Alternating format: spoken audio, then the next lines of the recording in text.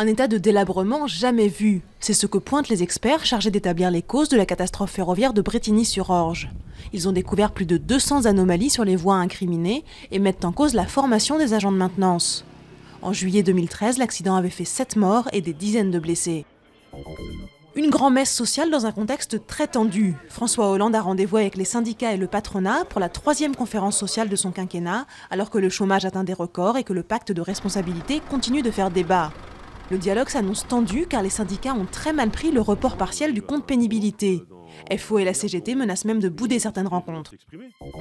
Nouvelle nuit de violence au Proche-Orient. 7 combattants palestiniens ont été tués dans des frappes sur la bande de Gaza, tandis qu'une douzaine de roquettes s'est abattue sur le sud d'Israël.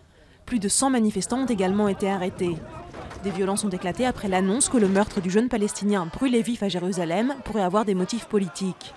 Dans le cadre de cette enquête, la police a arrêté 6 extrémistes juifs dimanche.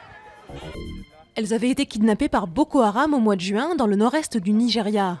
63 jeunes filles ont réussi à échapper à leurs ravisseurs. Elles auraient pris la fuite pendant que les islamistes combattaient l'armée nigériane. Ces jeunes filles font partie d'un groupe de 68 personnes enlevées mi-juin, quelques semaines après l'enlèvement de plus de 200 lycéennes qui avait provoqué l'indignation internationale. Les années passent, mais l'amour des mots reste intact. Pierre Perret s'apprête à souffler mercredi à l'Olympia ses 80 bougies. Celui qui se définit plus comme auteur que comme chanteur ne manque pas de projet. Il travaille actuellement à une comédie musicale.